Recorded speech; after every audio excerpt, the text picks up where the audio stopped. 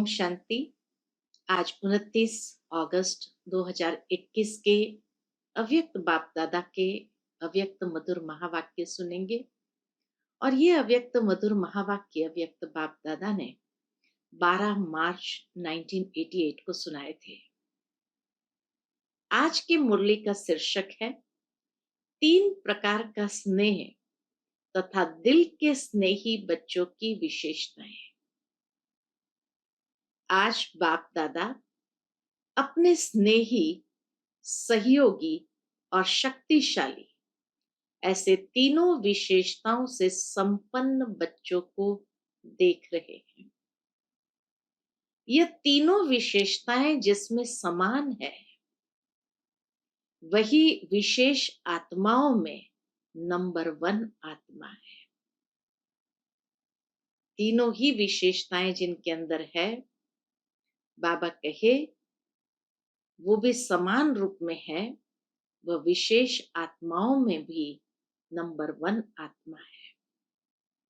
स्नेही भी हो और सदा हर कार्य में सहयोगी भी हो, साथ साथ शक्तिशाली भी हो। स्नेही तो सभी है, लेकिन स्नेह में 3 प्रकार के बच्चे बाबा ने देखे। एक है दिल का स्नेह, बाबा के साथ दिल का स्नेह है। दूसरा है समय प्रमाण, मतलब का स्नेह। और तीसरा है मजबूरी के समय का स्नेह। ये 3 प्रकार के बच्चे, दिल का स्नेह, समय प्रमाण मतलब का स्नेह, मतलब हुआ तो बाबा को याद कर लिया, बाबा को प्यार करने लगे, और जैसे ही मतलब पूरा हुआ तो बस सब कुछ भूल जाते हैं। और तीसरे हैं जब कोई मजबूरी आ जाती है, तो ऐसे मजबूरी के समय बाबा के साथ स्नेह का एक प्रकार का दिखावा करते हैं। तो ये 3 प्रकार के स्नेही बच्चों को बाबा देख रहे हैं। उसमें सबसे पहले जिसका दिल का स्नेह है, उसकी विशेषता क्या है?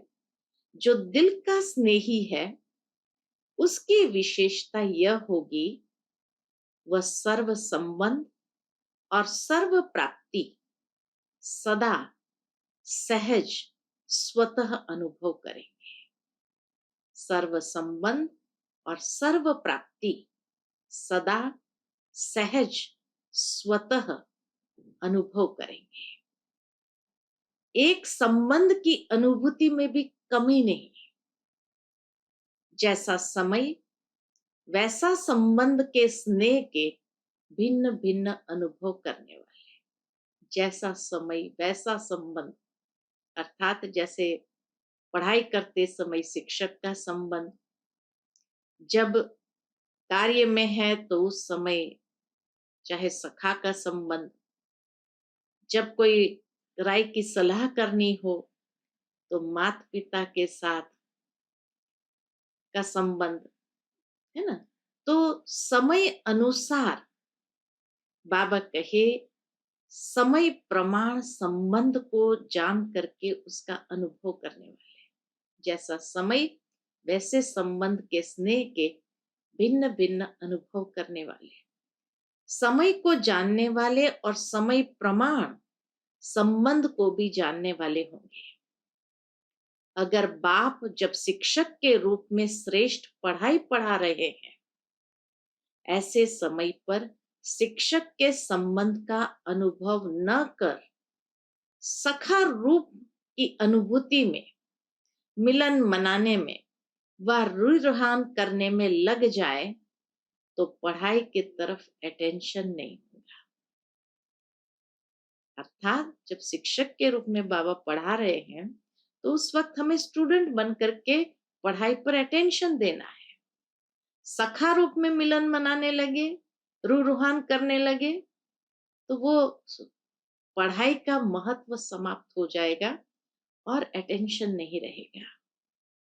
पढ़ाई के समय अगर कोई कहे मैं आवाज से परिस्थिति में बहुत शक्तिशाली अनुभव कर रहा हूं, तो पढ़ाई के समय क्या ये राइट है? पूछते बाबा, क्या ये संबंध राइट है? क्योंकि जब बाप शिक्षक के रूप में पढ़ाई द्वारा श्रेष्ठ पद की प्राप्ति कराने आते हैं, तो उस समय टीचर के सामने गॉडली स्टूडेंट लाइफ ही यथार्थ है। इसको कहा जाता है समय की पहचान प्रमाण, संबंध की पहचान। समय सुबह पढ़ाई का है, तो उस समय संबंध भी शिक्षक का ही होना चाहिए और खुद गॉडली स्टूडेंट लाइफ में ही रहना चाहिए, उस कॉन्शियसनेस में रहना चाहिए। तब कहेंगे कि हाँ, यथार्थ समय प्रमाण संबंध को निभाया। और संबंध प्रमाण स्नेह की प्राप्ति की अनुभूति। जब स्टूडेंट बन करके टीचर से पढ़ाई पढ़ते हैं, तो उस समय फिर टीचर का स्नेह जो है वो अनुभव कर सकते हैं। यही बुद्धि को एक्सरसाइज कराओ कि जिस समय जो संबंध की जरूरत हो, उसी समय उस संबंध की प्राप्ति की अनुभूति करें। जो जैसा चाहे, जिस समय चाहे, वैसे स्वरूप और स्थिति में स्थित हो सके। माना इतना बुद्धि मोल्ड हो सके, जो समय अनुसार, जब अशरीरी बनना है तो अशरीरी बन करके मिलन मनाए, जब सखा रूप में है तब सखा रूप का मिलन मनाए। लेकिन जब स्टूडेंट के रूप में मिलन मनाना है, या पढ़ाई पढ़नी है, या पढ़ाई पर अटेंशन देना है, तो उस समय वो स्वरूप अति उत्तम है। बाबा कहे, जैसे कोई शरीर में भारी है, बोझ है, तो अपने शरीर को सहज जैसे चाहे वैसे मोल्ड नहीं कर सकेंगे। ऐसे ही अगर मोटी बुद्धि है, अर्थात ये समझ ही नहीं है किस समय कौन से संबंध की अनुभूति में रहना है, तो उसको बाबा कहते हैं मोटी बुद्धि। ऐसी अगर मोटी बुद्धि है, अर्थात किसी न किसी प्रकार का व्यर्थ बोझ या व्यर्थ किचड़ा बुद्धि में भरा हुआ है, कोई ना कोई अशुद्धि है, तो ऐसी बुद्धि वाला जिस समय चाहे वैसे बुद्धि को मोल्ड नहीं कर सकेगा। इसलिए बुद्धि कैसी होनी चाहिए?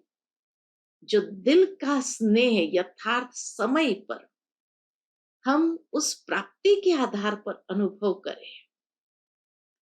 तो उसके लिए बाबा कहे, इसलिए बहुत स्वच्छ, महीन, अर्थात अति सूक्ष्म बुद्धि, दिव्य बुद्धि, बेहद की बुद्धि, विशाल बुद्धि चाहिए। उस अनुभव करने के लिए बाबा ने जो बताया, स्वच्छ होनी चाहिए बुद्धि, महीन हो, साथ ही साथ सूक्ष्म बुद्धि, दिव्य बुद्धि, बेहद की बुद्धि, विशाल बुद्धि चाहिए। ऐसी बुद्धि वाले ही सर्व संबंध का अनुभव, जिस समय जैसा संबंध, वैसे स्वयं के स्वरूप का अनुभव कर सकेंगे। तो स्नेही सभी है, लेकिन सर्व संबंध का स्नेह समय प्रमाण अनुभव करने वाले सदा ही इसी अनुभव में इतने बिजी रहते, हर संबंध के भिन्न भिन्न प्राप्तियों में इतना लवलीन रहते, मग्न रहते, जो किसी भी प्रकार का विघ्न अपने तरफ झुका नहीं सकता है। ऐसी बुद्धि जब होंगी और उसी संबंध के आधार पर प्राप्तियों में मग्न होंगे, लवलीन होंगे, उसको कभी कोई विघ्न झुका नहीं सकते। इतनी बड़ी प्राप्ति है। इसलिए स्वतः ही सहज योगी स्थिति का अनुभव करते हैं। इसको कहा जाता है नंबर 1 यथार्थ स्नेही आत्मा, जिसको कभी कोई विघ्न झुका न सके और जो समय पर उसी संबंध और उसी प्राप्ति की स्थिति में मग्न रहे। फिर आगे बाबा कहे, स्नेह के कारण ऐसी आत्मा को समय पर प्राप्ति क्या है? समय पर बाप द्वारा हर कार्य में स्वतः ही सहयोग की प्राप्ति होती रहती है। इस कारण स्नेह अखंड, अटल, अचल, अविनाशी अनुभव होता है। क्योंकि जो ऐसी स्नेही आत्मा है तो समय पर बाबा का हर कार्य में सहयोग अनुभव होता है। इस कारण से जब ऐसा अनुभव होता है तो नेचुरल है, दिनों दिन वो स्नेह बढ़ता जाएगा, और खाली बढ़ता नहीं जाएगा लेकिन अखंड, अटल, अचल, अविनाशी अनुभव, कोई उनको उस स्नेह से हिला नहीं सकते हैं, इतना दिल का स्नेह उसका होगा। यह है नंबर 1 स्नेही की विशेषता, है ना। यह है नंबर 1 स्नेही की विशेषता। दूसरे तीसरे का वर्णन करने की तो आवश्यकता ही नहीं। दूसरे और तीसरे कौन से थे?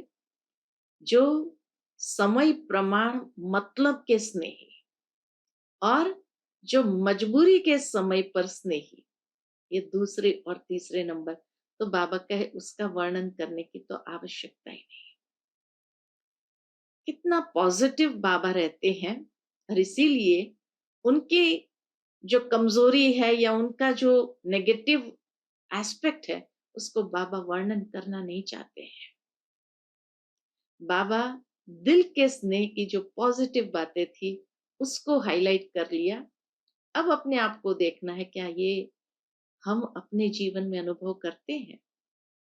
तो हमें दूसरे या तीसरे नंबर में जाने की आवश्यकता नहीं, क्योंकि सब अच्छी तरह से जानते हो तो बाप दादा ऐसे स्नेही बच्चों को देख रहे थे, आदि से अब तक स्नेह एक रस रहा है, वह समय प्रमाण, समस्या प्रमाण व ब्राह्मण आत्माओं के संपर्क प्रमाण बदलता रहता है। ये बाबा देख रहे थे, समय प्रमाण, समस्या प्रमाण, ब्राह्मण आत्माओं के संपर्क प्रमाण, क्या स्नेह भी बदल जाता है या एक रस रहता है? इसमें भी फर्क पड़ जाता है ना। ये बाबा पूछ रहे थे कि एक रस रहता है या बदलता रहता है। आज स्नेह का सुनाया। बाबा ऐसा क्वेश्चन पूछ करके एक प्रकार का हमें आईना दे देते हैं, जिसमें हम अपने आप को देख सकते हैं कि सचमुच मेरा स्नेह एक रस है या बदलता है। समय प्रमाण, समस्या प्रमाण, ब्राह्मण आत्माओं के संपर्क में आने समय कैसा रहता है। तो आज बाबा स्नेह की बातें सुनाई, है ना।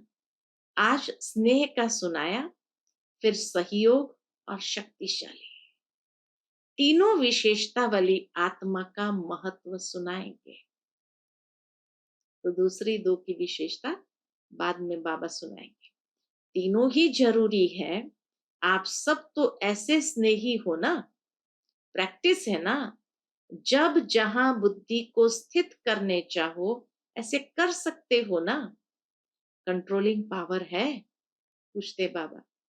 रूलिंग पावर तब आती है जब पहले कंट्रोलिंग पावर, और जो स्वयं को ही कंट्रोल नहीं कर सकता वह राज्य को क्या कंट्रोल करेगा। कितनी गहरी बात बाबा ने कही। जो स्वयं को ही कंट्रोल नहीं कर सकता है वह राज्य को क्या कंट्रोल करेगा। इसलिए स्वयं को कंट्रोल में चलाने की शक्ति का अभ्यास अभी से चाहिए, अर्थात अपनी बुद्धि को भी समय अनुसार मोड़ सके ऐसी कंट्रोलिंग पावर स्वयं में होनी चाहिए, तब ही राज्य अधिकारी बनेंगे। समझा। आज तो मिलने वालों की कोटा पूरी करने आए हैं बाबा। विशेष जो मिलने वाले ग्रुप्स है तो मिलने वालों की कोटा पूरी करनी है। देखो, संगम युग पर कितना भी संख्या के बंधन में बांधे कि भाई इतने ही आने हैं, इतने इस जगह से इतने आए, लेकिन बंध सकते हो? संख्या से ज्यादा आ जाते हैं। इसलिए समय को, संख्या को और जिस शरीर का आधार लेते हैं उसको देख उसी विधि से चलना पड़ता है। ज्यादा आ गए तो बाबा ने मुरली छोटी कर दी, क्योंकि बाबा को उस समय ग्रुप से मिलना होता था, एक एक ग्रुप से मिलना होता था, तो बहुत समय जाता था। और दादी के शरीर को भी बहुत घंटे तक एक ही अवस्था में बैठे रहना पड़ता था। तो इसीलिए बाबा कहे मुरली छोटी कर दी और मिलने का कोटा बाबा पूरा करेंगे। तो इसलिए समय को, संख्या को और जिस शरीर का आधार लेते हैं उसको देख उसी विधि से चलना पड़ता है। भगवान को भी ये सब ध्यान रखते हुए चलना पड़ता है। वतन में ये सब देखना नहीं पड़ता है, क्योंकि सूक्ष्म शरीर की गति स्थूल शरीर से बहुत तीव्र है। इसलिए इनडायरेक्ट वे में बाबा कहे बच्चे अव्यक्त वतन में आ जाओ मिलन मनाने के लिए, क्योंकि वहां न समय देखना पड़ता है, न संख्या देखनी पड़ती है, न शरीर को देखना पड़ता है, कुछ नहीं देखना पड़ता। और साथ साथ बाबा ने कहा सूक्ष्म शरीर की गति स्थूल शरीर से बहुत तीव्र है। एक तरफ साकार शरीरधारी, दूसरे तरफ फरिश्ता स्वरूप, दोनों के चलने में कितना अंतर है। साकार शरीरधारी और सूक्ष्म फरिश्ता स्वरूप ब्रह्मा बाबा का, दोनों के चलने में कितना अंतर होगा। फरिश्ता कितने में पहुंचेगा और साकार शरीरधारी कितने में पहुंचेगा, बहुत अंतर है। ब्रह्मा बाबा भी सूक्ष्म शरीरधारी बन कितनी तीव्र गति से चारों ओर सेवा कर रहे हैं। एक ही समय पर बाबा कितने जगह पर सेवा कर रहे हैं। वही ब्रह्मा साकार शरीरधारी रहे और अब सूक्ष्म शरीरधारी बन कितना तीव्र गति से आगे बढ़ और बढ़ा रहे हैं। यह तो अनुभव कर रहे हो ना। सूक्ष्म शरीर की गति इस दुनिया के सबसे तीव्र गति के साधनों से तेज है। माना ऐसा साधन इस दुनिया के अंदर बना ही नहीं है जितना तीव्र गति से सूक्ष्म शरीर से ट्रैवल कर सकते हैं। इसलिए बाबा कहे सूक्ष्म शरीर की गति इस दुनिया के सबसे तीव्र गति के साधन से भी तेज है, साधनों से भी तेज है। एक ही सेकंड में उसी समय अनेकों को अनुभव करा सकते हैं, जो सब कहेंगे कि हमने इस समय बाप को देखा या बाप से मिले। हर एक समझेगा कि मैंने रूहान की, मैंने मिलन मनाया, मेरे को मदद मिली, क्योंकि तीव्र गति के कारण एक ही समय पर हर एक को ऐसा अनुभव होता है। जैसे मैंने किया, मैंने ही मिलन मनाया, मैंने ही मदद का अनुभव किया, मैंने ही बाबा से रूहान किया। तो फरिश्ता जीवन बंधन मुक्त जीवन है। भल सेवा का बंधन है, लेकिन इतना फास्ट गति है जो जितना भी करे उतना करते हुए भी सदा फ्री है। जितना ही प्यारा उतना ही न्यारा। कराते सबसे हैं, लेकिन कराते हुए भी अशरीरी फरिश्ता होने के कारण सदा ही स्वतंत्रता की स्थिति का अनुभव होता है, क्योंकि शरीर और कर्म के अधीन नहीं है। शरीर और कर्म के अधीन नहीं, इसलिए फ्री है। आप लोगों को भी अनुभव है, जब फरिश्ता स्थिति से कोई कार्य करते हो तो बंधन मुक्त अर्थात हल्कापन अनुभव करते हो ना। बंधन मुक्त और हल्कापन दोनों का अनुभव करते हो ना। और जो है ही फरिश्ता, ब्रह्मा बाबा है ही फरिश्ता, लोक भी वह, तो शरीर भी वह, तो क्या अनुभव होता होगा, जान सकते हो ना? पूछते बाबा।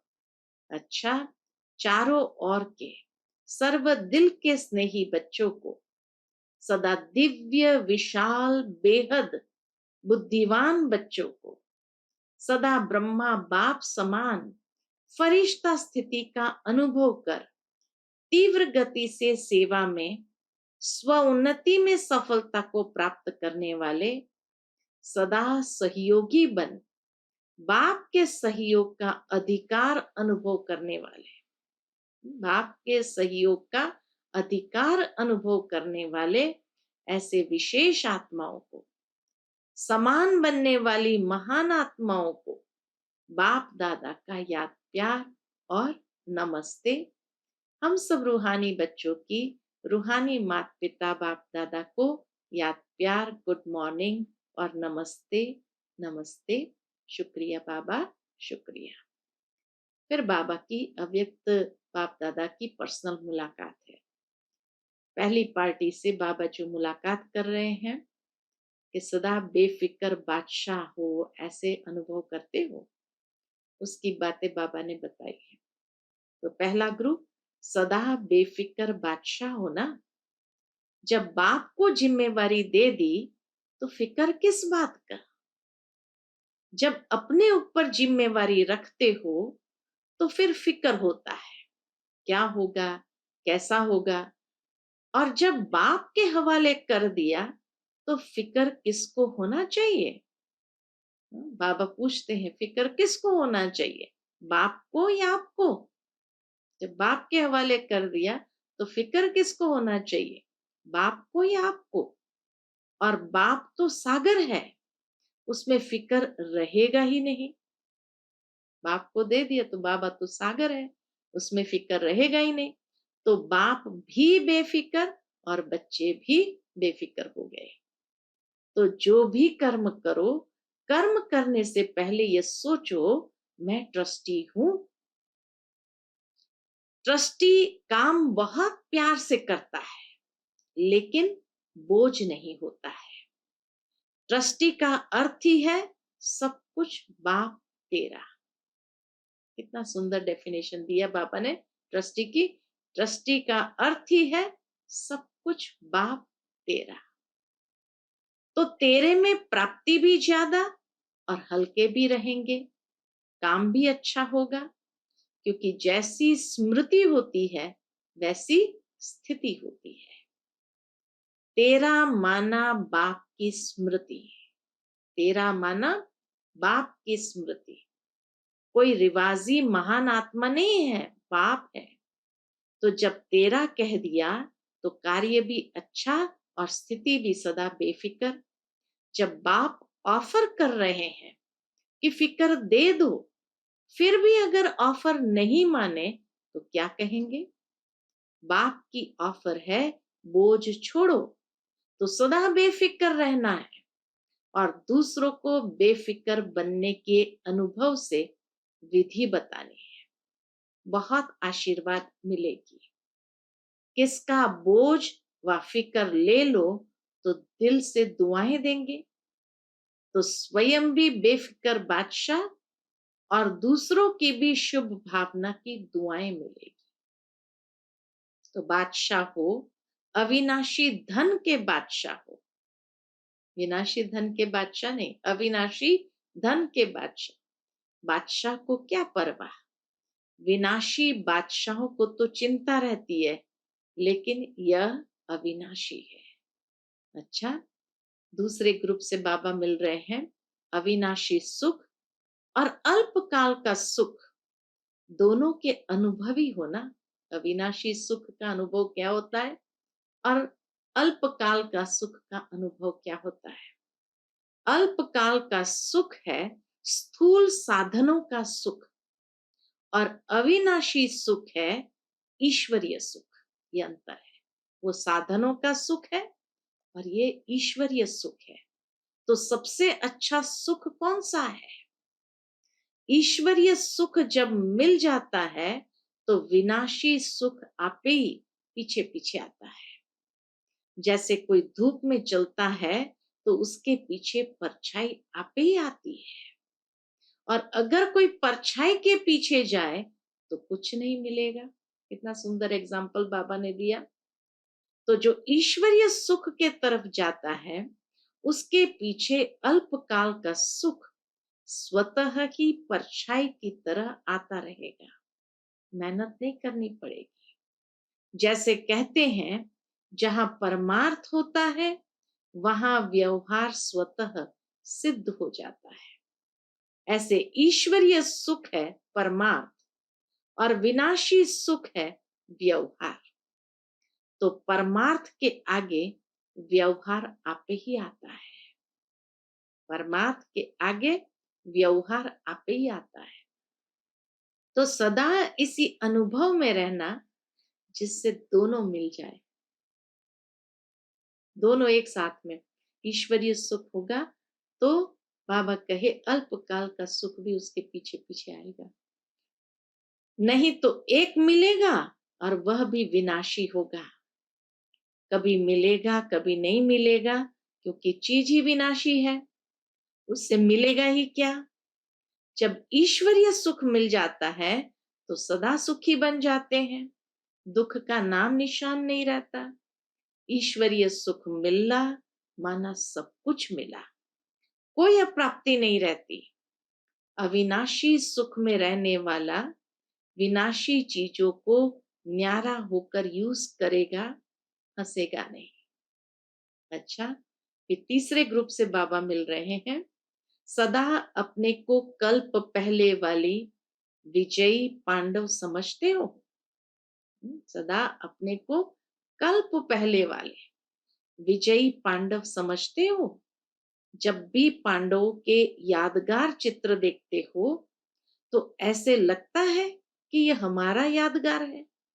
पूछते बाबा। तो पांडव अर्थात सदा मजबूत रहने वाले, इसलिए पांडवों के शरीर लंबे चौड़े दिखाते हैं, कभी कमजोर नहीं दिखाते, दुबले पतले कमजोर नहीं दिखाते। आत्मा बहादुर है, शक्तिशाली है, उसके बदले में शरीर शक्तिशाली दिखाए।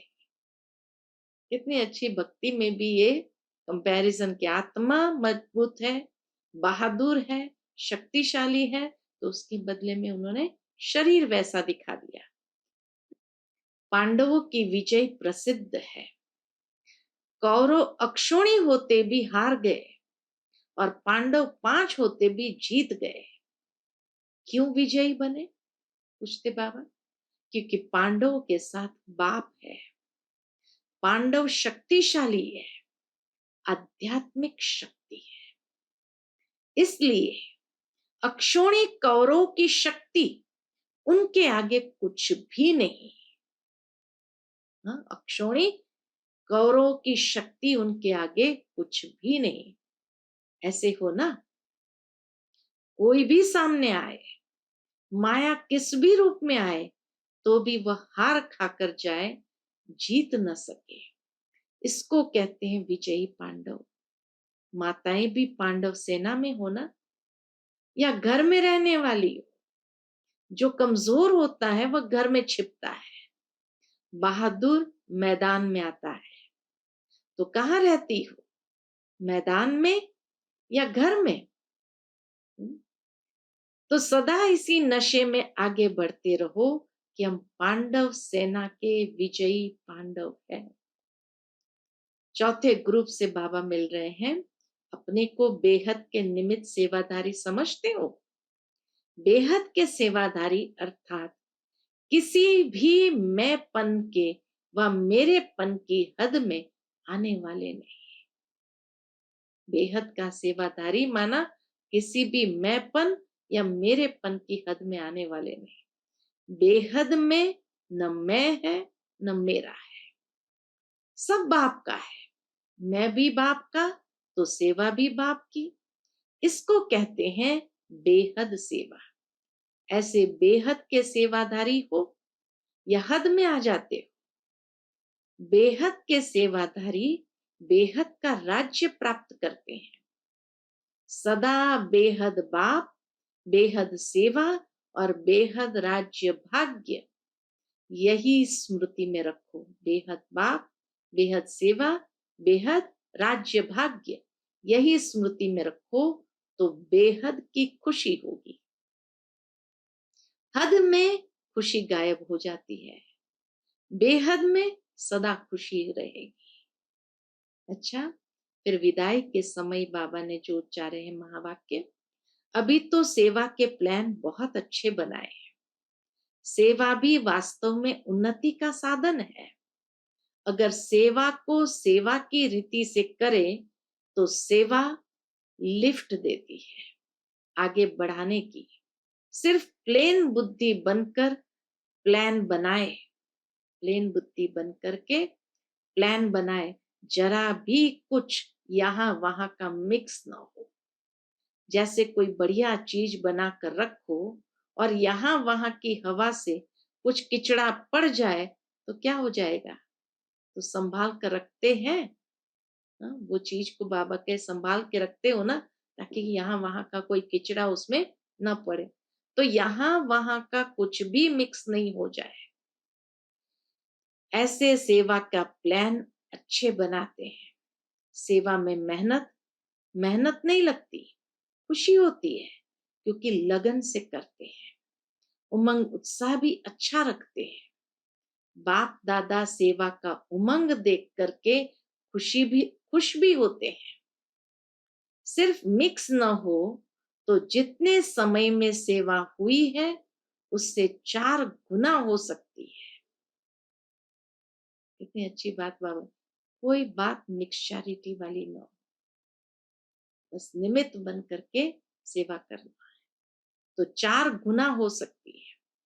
प्लेन बुद्धि फास्ट गति की सेवा को प्रत्यक्ष दिखाएगी। अभी फिर भी सोचना पड़ता है ना कि यह करे यह न करे, यह तो नहीं होगा वह तो नहीं होगा, लेकिन सब एक बुद्धि हो जाए, लेकिन सब एक बुद्धि हो जाए, जिसने किया वो अच्छा, जो किया वो अच्छा, यह पाठ पक्का हो जाए तो तीव्र गति की सेवा आरंभ हो जाए। वैसे पहले से सेवा की गति तीव्र हो रही है, बढ़ रही है, सफलता भी मिल रही है, लेकिन अभी के हिसाब से, विश्व की आत्माओं को संदेश देने के हिसाब से तो अभी कोने तक पहुंचे हैं। अभी तो बाबा का एक कोने की सेवा किया है विश्व के हिसाब से, और जो आत्माओं की संख्या है उसके हिसाब से जो है एक कोने तक की सेवा हुई है। कहाँ 550 करोड़ आत्माएं और कहाँ संदेश पहुंचा होगा तो 1 करोड़ या 2 करोड़ तक। बाकी कितने पड़े हैं? हाँ, ये राजधानी के नजदीक वाले पहुंच गए। राजधानी के नजदीक वाले बाबा के पहुंच गए, लेकिन चाहिए तो सब। वर्षा तो सबको देना है, चाहे मुक्ति दो चाहे जीवन मुक्ति दो। उस समय 550 करोड़ थे, आज तो 700 750 करोड़ हो गए। तो बाबा कहे सबको संदेश तो देना है, वर्षा तो देना है, चाहे मुक्ति का चाहे जीवन मुक्ति का, लेकिन देना तो सबको है। एक भी बाप का बच्चा वंचित तो नहीं रह जाए। कैसे भी बाप के वर्षे के अधिकारी तो बनना ही है, चाहे किसी भी विधि से संदेश सुने। इसके लिए चाहिए तीव्र गति। यह भी समय आ रहा है, होती जाएगी। अभी धीरे धीरे सभी धर्म वाले अपने बातों में मोल्ड हो रहे हैं। सभी धर्म वाले भी अपनी बातों में मोल्ड हो रहे हैं। पहले कट्टर रहते थे, अभी मोल्ड हो रहे हैं। चाहे क्रिश्चियन है चाहे मुस्लिम है, लेकिन भारत की फिलॉसफी को अंदर से रिगाड़ देते हैं, क्योंकि भारत की फिलॉसफी में सब प्रकार की रमणीकता है, ऐसे और धर्मों में नहीं है। कहानियों की रीति से, ड्रामा की रीति से भारत की फिलॉसफी का जिस प्रकार से वर्णन करते हैं वैसे और धर्मों में कहाँ भी नहीं है। इसलिए जो एकदम कट्टर रहे हैं वह भी अंदर अंदर समझते हैं कि भारत की फिलॉसफी, उसमें भी आदि सनातन फिलॉसफी कम नहीं है। वह भी दिन आ जाएंगे जो सब कहेंगे कि अगर फिलॉसफी है तो आदि सनातन धर्म की है। हिंदू शब्द से बिगड़ते हैं लेकिन आदि सनातन धर्म को रिगाड़ देंगे। गॉड एक है तो धर्म भी एक है, हम सबका धर्म भी एक है। यह धीरे धीरे आत्मा के धर्म के तरफ आकर्षित होते जाएंगे। अच्छा, आज का बाबा का मधुर वरदान है, मनन शक्ति द्वारा वेस्ट के वेट को समाप्त करने वाले सदा शक्तिशाली भव। मनन शक्ति द्वारा वेस्ट के वेट को समाप्त करने वाले सदा शक्तिशाली भव। बाबा कहे आत्मा पर वेस्ट का ही वेट है। वेस्ट संकल्प, वेस्ट वाणी, वेस्ट कर्म, इससे आत्मा भारी हो जाती है। अब इस वेट को खत्म करो, व्यर्थ के वेस्ट के वेट को खत्म करो। वेस्ट संकल्प, वेस्ट वाणी, वेस्ट कर्म, इस वेट को समाप्त करने के लिए क्या करेंगे? सदा सेवा में बिजी रहो, मनन शक्ति को बढ़ाओ। मनन शक्ति से आत्मा शक्तिशाली बन जाएगी। जैसे भोजन हजम करने से खून बनता है फिर वह शक्ति का काम करता है, ऐसे मनन करने से आत्मा की शक्ति बढ़ती है। मनन करने से आत्मा की शक्ति बढ़ती है। आज का स्लोगन है, जो अपने स्वभाव को सरल बना लेते हैं उनका समय व्यर्थ नहीं जाता। जो अपने स्वभाव को सरल बना लेते हैं उनका समय व्यर्थ नहीं जाता है। अच्छा, Om Shanti. To watch Peace of Mind channel videos on YouTube, subscribe us on youtube.com/tvpeaceofmind. Just a click for a peaceful life.